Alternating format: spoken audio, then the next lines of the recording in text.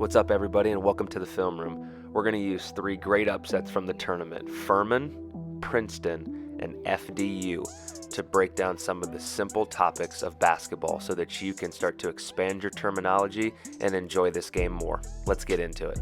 Now, we're going to start by talking about ball screens because it's the most important thing in the game of basketball right now.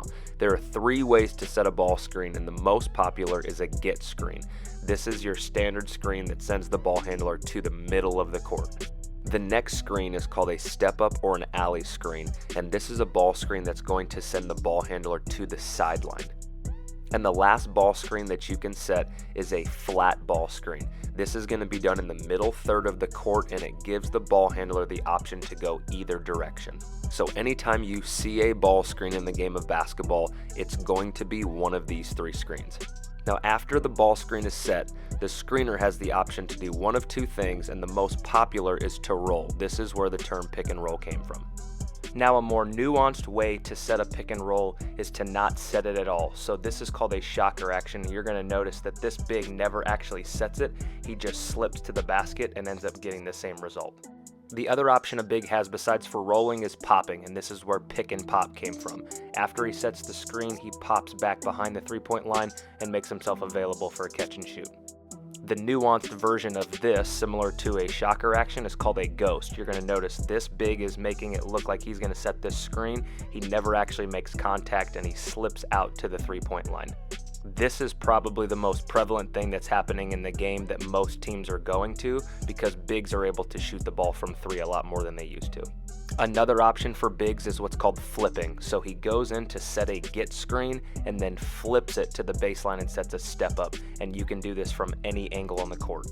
Another option is a twist. As this big sets this step up, there's not any contact that takes place, so he flips around and sets a get screen, and that would be a twist action. Now for some of the things that the ball handler can do. First, he can reject the ball screen. So as this screen is sending him to the left, he rejects it or refuses the screen and goes to the right. This is something that you see in the NBA a lot, and it's called snaking. So as he comes off of this get screen to the middle, he is going to weave back towards the right, and that shape looks like a snake. And so this is referred to as snaking. He's going to come off the step up, snake back to the middle, and that creates space between his defender. Probing is another way for a guard to score, and so as he comes off the screen, he wants for that big help to get out of the way, so he's going to trap his defender on his back, and he's going to wait for that big to leave, and then he takes off. You'll see that this guard is going to come off, he's going to hold his defender off, and that gives that big time to roll. And this is the shot made famous by Steph Curry. It's called loading the gun. As the guard comes off, his man is going to get stuck on the screen, and if the big is low and helps, that gives room for him to shoot it right off of the screen or load the gun. Now for some of the passing options. A guard can throw what's called a pocket pass when he comes off the ball screen. What a pocket pass is you're going to see this guard come off, and he's going to throw the ball kind of from his waist or from his pocket to the big. Now the area that big went to is what's called a short roll. You're not rolling all the way to the rim, you're just kind of rolling out short and getting the ball early. Now as that big is rolling, that makes available this other pass that's called a shake or a lift or a fill up. So as this big rolls, that help defender has to go in and help to take away the short roll of the roll, and that's going to make available this pass out to the perimeter, which is called a shake or a lift or a fill up. And you'll see it here as he comes off, this guard is going to fill up, or he's going to shake to the top of the key, and that makes him available.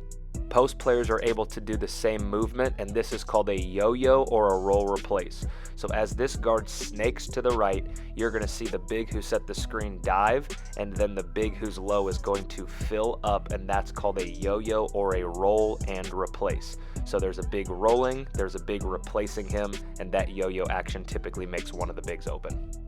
For terminology off the ball or off ball screens, we'll start with a down screen or a pin down. You'll see two of them on the left. There's one, and here comes another for number two.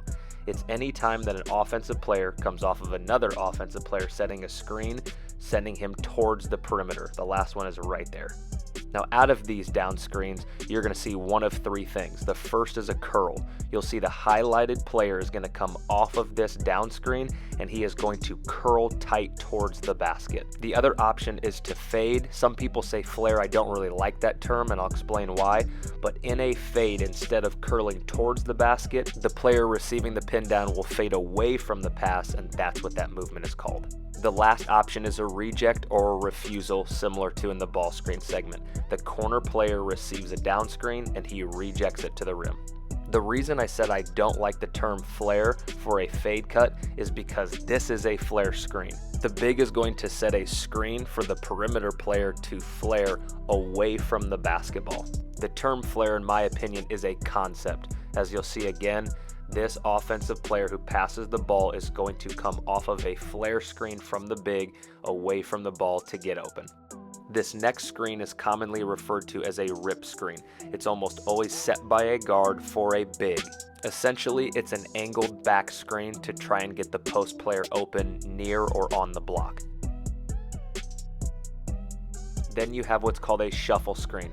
It looks almost identical. The biggest difference is it's set higher and it's usually set by a big, typically for a perimeter player.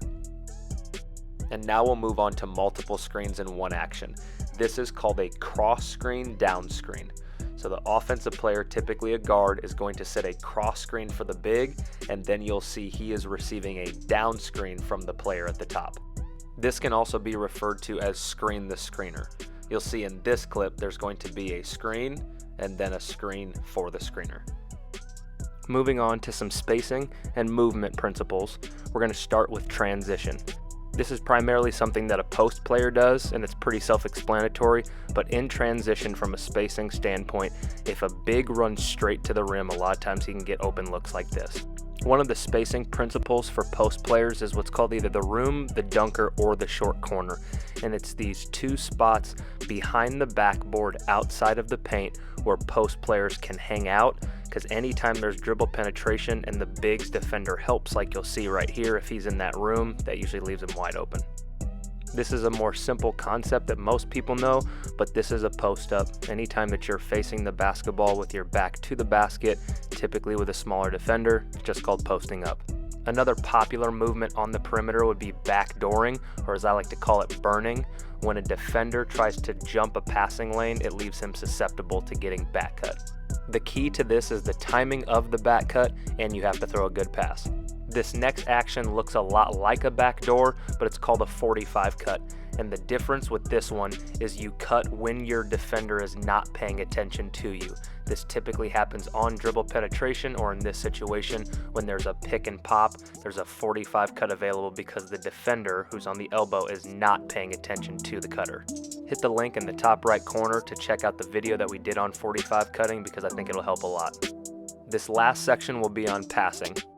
This first term is either referred to as an extra pass, a one more, or a one time. It's anytime the ball gets kicked typically to the perimeter and a defender goes to help, leaving somebody else more open. This is where you can give up a good shot for a great shot with this extra or a one time or a one more. Basketball uses a lot of acronyms because it's just easier to say, but if you ever hear the term DHO, it just stands for dribble handoff. It doesn't have to be done from one particular player to another, it's just anytime someone's dribbling and hands it off. If someone ever beats their man baseline, there's typically 3 people that they can throw it to, and we're going to do a video on baseline drives at some point. But the pass from the drive to the opposite corner is referred to as a hammer pass. This next concept is referred to as a high-low. It's also called a passing triangle, and we'll do a video on passing triangles. But it's any time that the ball gets thrown to the top of the key, usually there's somebody posting up and it goes from the top of the key to the post up. It's referred to as a high-low because the ball goes from high to low. Now please understand, it's almost impossible to cover all of offensive terminology in a 10-minute video, so we will do some more of this stuff. We'll put out a video of defense as well, but the goal of this video and this channel is to help build your understanding of the game so that when you're watching or coaching or playing, you understand this stuff better. Hope you enjoyed this video. Thanks for coming through. We'll see you next time in the film room.